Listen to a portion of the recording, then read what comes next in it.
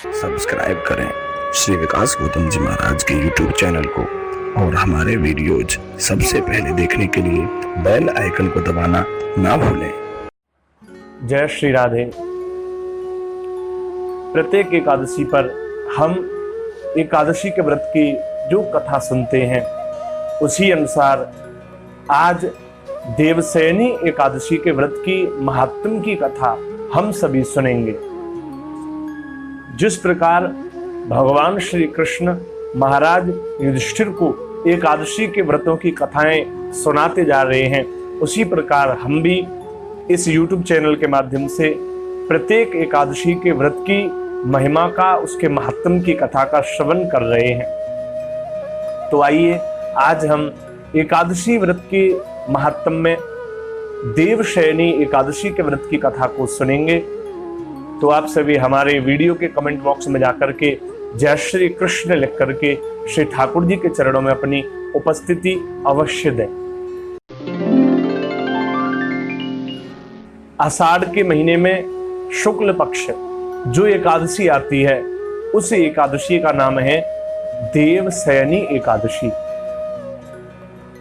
धर्मात्मा युधिष्ठिर ने भगवान श्री कृष्ण से जब इस एकादशी के व्रत के महात्म के बारे में पूछा तो भगवान श्री कृष्ण ने युधिष्ठिर को देवशयनी एकादशी के बारे में बताया। जो आषाढ़ में शुक्ल पक्ष को एकादशी आती है वो देवशयनी एकादशी कहलाती है। देवशयनी अर्थात ब्रह्मा जी ने देवर्षि नारद को ये बताया है कि आज के दिन भगवान विष्णु को शयन कराया जाता है। चतुर्मास अर्थात 4 महीने के लिए भगवान को शयन कराया जाता है, इसलिए इस एकादशी का नाम देवशयनी एकादशी है। ऋषि मुनि इसी दिन से अपने चतुर्मास व्रत का आरंभ करते हैं। जो व्यक्ति चतुर्मास का व्रत किया करता है उसको शिवलोक की प्राप्ति होती है। जो भी इस चतुर्मास के व्रत को करता है बड़ा उच्च स्थान उसको मिलता है। और कार्तिक के महीने में शुक्ल पक्ष को जो देव उठनी एकादशी आती है, जिसे हम देव प्रबोधनी एकादशी भी कहते हैं, उस दिन भगवान को जगाया जाता है और उसी दिन यह व्रत जो चतुर्मास व्रत है वो पूर्ण होता है। जो लोग ब्रह्मचर्य का पालन करते हुए इन चतुर्मास का जो व्रत करते हैं भगवान विष्णु को वो बड़े ही प्रिय है। तो चतुर्मास के व्रत के आरंभ करने के दिन को ही हम देवशयनी एकादशी भी कहते हैं। इस व्रत का अनुष्ठान बड़ा ही महत्वपूर्ण होता है, इसलिए ये देवशयनी एकादशी का व्रत सभी को करना चाहिए। जो व्यक्ति विधिवत यह व्रत किया करते हैं उन्हें मोक्ष की प्राप्ति होती है। एकादशी व्रत सभी व्रतों में सर्वश्रेष्ठ व्रत कहा गया है, उसी अनुसार हमें इस दिन व्रत करना चाहिए जिससे हमें भगवत प्राप्ति हो सके। यदि इस दिन गोपी चंदन या हल्दी का दान किया जाए तो अति उत्तम कहा गया है। हल्दी का दान करने से भगवान गौरी शंकर बहुत प्रसन्न होते हैं, ऐसा एकादशी व्रत के महात्म में लिखा हुआ है।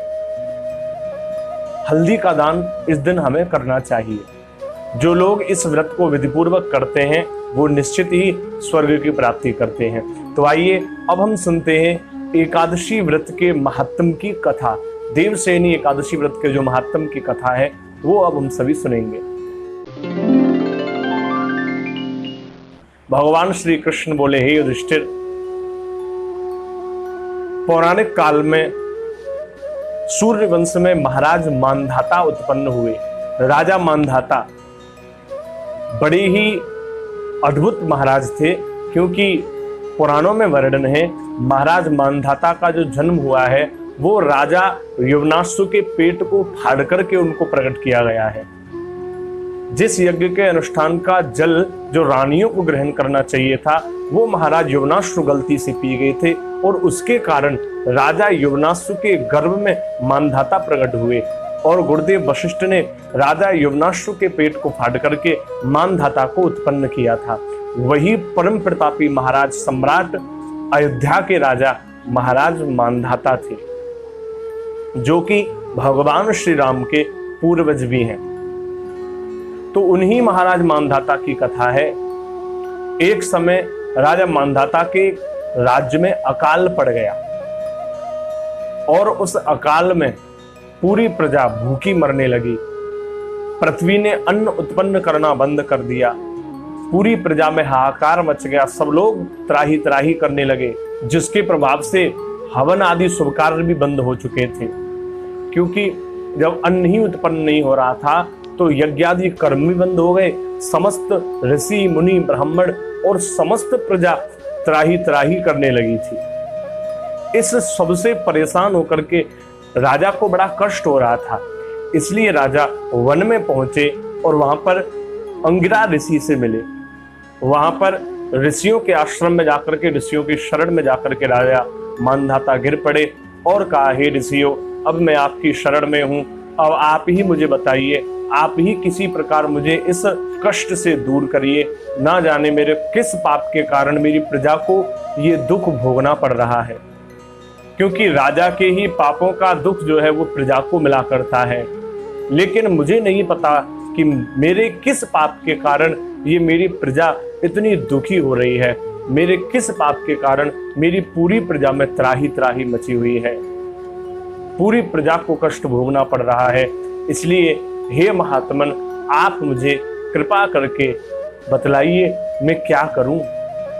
तब ऋषि मुनियों ने कहा कि हे राजन, ये सतयुग है और सतयुग में केवल ब्राह्मणों को ही वेद पढ़ने का और तपस्या करने का अधिकार प्राप्त है, उन्हीं का ये परम धर्म है।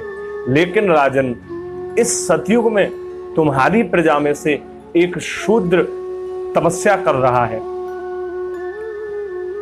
हे राजन, यदि तुम उस शूद्र का वध कर दो तभी तुम्हारे इस राज्य से अकाल दूर हो सकता है। राजा ने हाथ जोड़ लिए और राजा हाथ जोड़ करके बोले कि हे महात्मन, मैं बिना किसी कारण के किसी निरप अपराध शूद्र को मार दूं, ऐसा मैं उचित नहीं समझता। भले ही वो शूद्र हैं तो उनका ये कोई अपराध नहीं है शूद्र होना, तपस्या कर रहे हैं और बिना किसी अपराध के निरपराध को दंड देना मुझे बिल्कुल भी उचित नहीं लगता। कृपा करके मुझे कोई अन्य उपाय बताएं जिससे मैं अपनी इस प्रजा के इस कष्ट को दूर कर सकूं। तो ऋषि बोले, हे राजन, फिर मैं तुम्हें एक सुगम उपाय बताता हूं।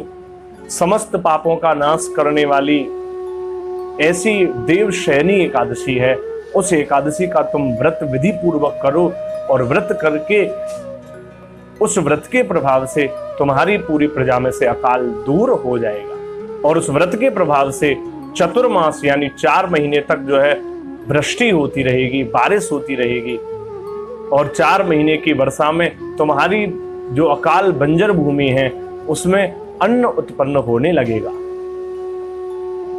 राजा ने विधि पूर्वक यह व्रत किया, देवशयनी एकादशी का व्रत, जिसके प्रभाव से चतुर्मास उस दिन प्रारंभ हुए और 4 महीने के लिए वर्षा उस राज्य में पड़ी, अन्न उत्पन्न हुआ, राजा के यहां से अकाल दूर हो गया। समस्त प्रजा ने राजा के सहित मिलकर के जब ये व्रत किया तो उन सबके कष्ट छूट गए। इतना बड़ा प्रभाव इस देवशयनी एकादशी के व्रत का है। इस एकादशी के महत्व को पढ़ने और सुनने से अकाल मृत्यु का भय भी दूर हो जाता है। इसलिए हमें एकादशी का व्रत अवश्य करना चाहिए। उपौष्य एकादशी व्रतम विदवत करोति जागरणम निशि। जो व्यक्ति एकादशी का उपवास करता है भगवान उसके वश में आ जाते हैं। रात्रि जागरण करें, हरि कीर्तन करें, दिन में आप महामंत्र का हरे कृष्ण कृष्ण कृष्ण हरे हरे, हरे राम राम राम हरे हरे या ओम नमो भगवते वासुदेवाय का जाप करें और विधि पूर्वक यह व्रत पूर्ण करें। देवशयनी एकादशी के दिन हमें तुलसी लगाना बड़ा ही शुभ कहा जाता है, इसलिए इस दिन तुलसी घर में अवश्य लगाएं। जिनके घरों में तुलसी नहीं है वो भी आज के दिन तुलसी लगा सकते हैं। तुलसी की माला धारण करनी चाहिए। जिसके कंठ में तुलसी की माला रहती है यमदूत उससे बहुत दूर रहते हैं। तुलसी की माला धारण करने वाले व्यक्ति पर किसी भी प्रकार की कोई भी बाधा नहीं आती है। इसलिए गले में तुलसी की माला इस दिन अवश्य धारण करें। और तुलसी की महिमा को गाते हुए पुराणों में लिखा हुआ है कि जो व्यक्ति तुलसी की माला धारण करता है वह भगवान श्री हरि को अति प्रिय ही नहीं बल्कि उस व्यक्ति का जीवन अति धन्य है जो तुलसी धारण करता है। इसलिए देवशयनी एकादशी के दिन तुलसी गमले में या पृथ्वी पर बोई जाए तो उसका अनंत कोटि गुना फल हमें प्राप्त होता है। तो देवशयनी एकादशी के व्रत की कथा को हमने सुना। जय श्री राधे।